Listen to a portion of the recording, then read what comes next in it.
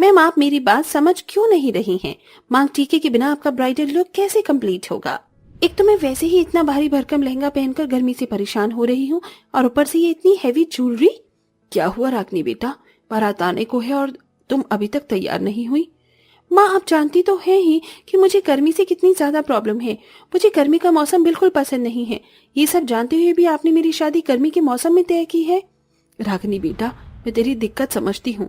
मैंने इस बारे में पंडित जी से भी बात की थी, लेकिन उन्होंने यही कहा था कि अगर इस गर्मी में तेरी शादी नहीं हुई तो आने वाले 2-2.5 साल तक कोई भी शुभ मुहूर्त नहीं है। इसीलिए मैंने तेरी शादी इस गर्मी के मौसम में तय कर दी। बेटा, सिर्फ कुछ समय की बात है। शादी होने के बाद कुछ ही दिनों तक तुझे भारी कपड़े पहनने पड़ेंगे और गहने भी। फिर तो उसके बाद नॉर्मल कपड़े पहन सकती है। पता नहीं मेरा क्या हाल होने वाला है। अब तो मैंने सब कुछ भगवान के भरोसे छोड़ दिया है। थोड़ी देर में बारात आ जाती है। रागिनी की शादी हो जाती है। रागिनी विदा होकर अपने ससुराल आती है, जहां उसकी सास कलावती उसका बड़े प्यार से स्वागत करती है।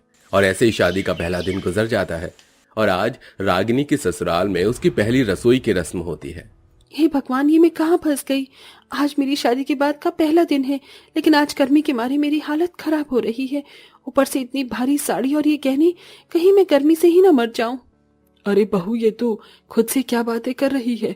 कुछ नहीं माँ जी, वो बस ऐसे ही। अच्छा, ये सब छोड़, आज तेरी पहली रसोई की रस्म है, तो तू जल्दी से अपनी पहली रसोई का खाना बनाने की तैयारी में लग जा। ठीक है माँ जी।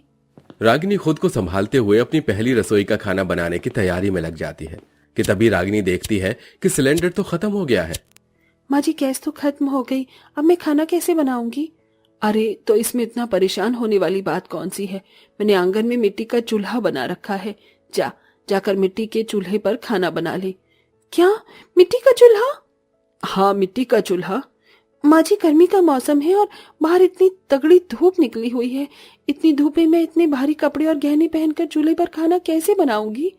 अरे, तू तो ऐसे कह रही है कि मैं तुझसे चूल्हे पर नहीं बल्कि अंगारों पर बिठवा कर खाना बनवा रही हूँ। अरे, हमारे समय में हम लोग कड़ी धूप में 4 फुट का घूंघट करके 20-20 लोगों का खाना बनाते थे, और तुम आजकल की लड़कियां हो कि 2 लोगों का खाना नहीं बना सकती। लेकिन माँ जी। लेकिन वेकिन कुछ नहीं, जाकर जल्दी से खाना बना। मुझे और सूरज को बहुत भूख लगी है। बेचारी रागिनी धूप में पसीने से लथपथ होकर चूल्हे पर खाना बनाने लगती है। हे भगवान, मैंने क्यों गर्मी में शादी करने के लिए हाँ बोला? 2-3 साल और इंतजार कर लेती तो क्या चला जाता मेरा। बेचारी रागिनी गर्मी से परेशान होकर रोते हुए जैसे तैसे करके खाना बनाती है और अपने पति और सास को परोसती है। रागिनी के हाथ का खाना सभी को काफी पसंद आता है, जिसके चलते सभी खाने की बहुत ज्यादा तारीफ करते हैं। जिसे सुन रागिनी खुश तो होती है, लेकिन उसे कहाँ पता था कि उसकी ये खुशी सिर्फ 2 पल की होगी। बहू, मैंने बाथरूम में गंदे कपड़ों की गठरी बांध रखी है। जाकर उन्हें छत पर ले जाकर धो दे और अच्छे से सुखा भी दे। माँ जी, क्या घर में वॉशिंग मशीन नहीं है? मैंने पहले ही इतनी गर्मी में चूल्हे पर ढेर सारा खाना बनाया है और अब फिर से छत पर जाकर धूप में मुझे कपड़े धोने होंगे। बहू, ये शर्मा परिवार है, ना कि अंबानी परिवार, समझी? तुझे पता है वॉशिंग मशीन का बिल कितना आता है? चुपचाप से जाकर छत पर कपड़े धो ले। बेचारी रागिनी छत पर जाकर कड़ी धूप में कपड़े धोने लगती है। हे भगवान, ये तो मुझे कौन से पाप की सजा दे रहा है? एक तो इस हाई ब्लड प्रेशर की वजह से मुझे गर्मी में इतनी परेशानी होती है।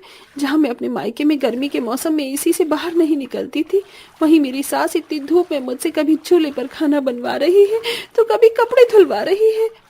ये कहते हुए रागिनी रोने लगती है और जैसे तैसे कर सारे कपड़े धोकर उन्हें सुखाती है कि तभी धूप की वजह से सारी छत अंगारों की तरह गर्म हो जाती है, जिससे रागिनी के पैर जलने लगते हैं। मेरे पैर, कितनी गर्म हो गई है छत। ऐसा लग रहा है छत पर नहीं बल्कि जलते हुए अंगारों पर खड़ी हूँ। रागिनी जल्दी से सारे कपड़े सुखाती है और अपने कमरे में जाकर एसी और पंखा चलाकर बैठ जाती है। अब जाकर थोड़ा सा चैन मिला। रागिनी एसी और पंखे की ठंडी हवा के मजे ले ही रही होती है कि तभी रागिनी की सास कलावती उसके कमरे में आती है और गुस्से से पंखा और एसी बंद कर देती है। पंखा एसी क्यों बंद कर दिया आपने? इतनी देर तक कड़ी धूप में काम करने के बाद मुझे इनकी जरूरत थी। बड़ी आई जरूरत वाली।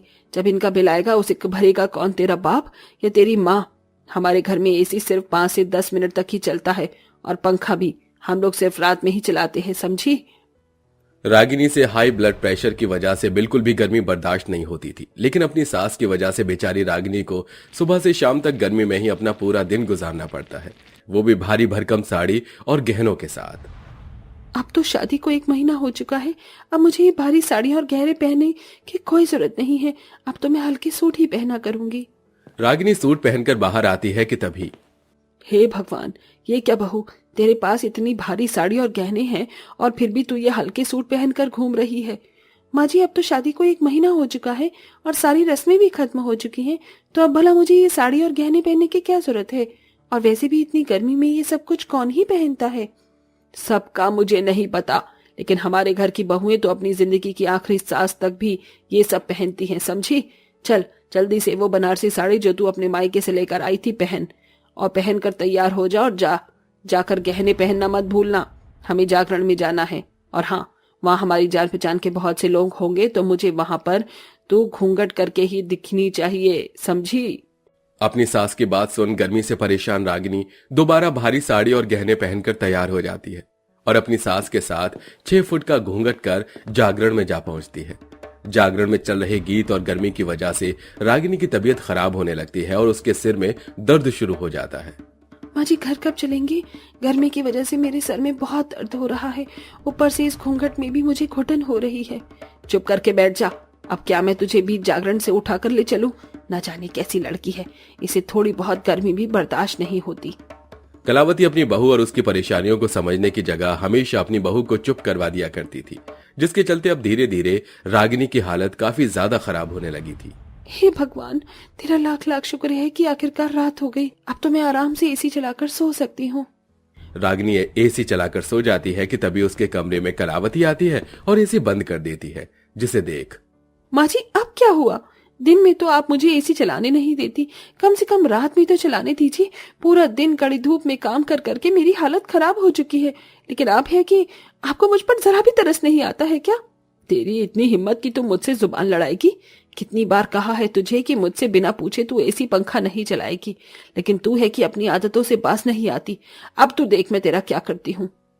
कलावती कुछ पैसे बचाने के चक्कर में रागिनी के कमरे का फ्यूज उड़ा देती है, जिसके चलते अब रागिनी से और गर्मी बर्दाश्त नहीं होती। और एक दिन जब रागिनी किचन में खाना बना रही होती है कि तभी उसे गर्मी की वजह से चक्कर आ जाते हैं और वो बेहोश हो जाती है।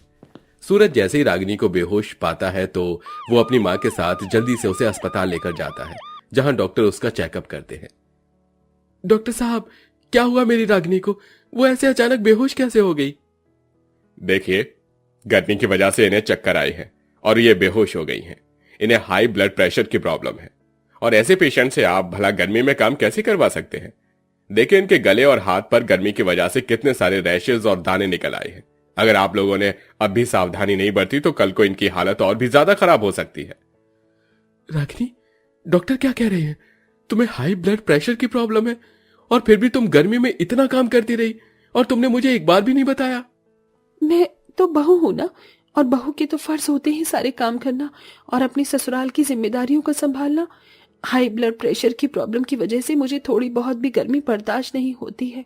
मैं माँ जी से बार बार कहती रही कि मुझे गर्मी लग रही है, मुझे गर्मी से परेशानी हो रही है, लेकिन उन्होंने मेरी एक नहीं सुनी और वो मुझसे गर्मी में ही काम करवाती रही।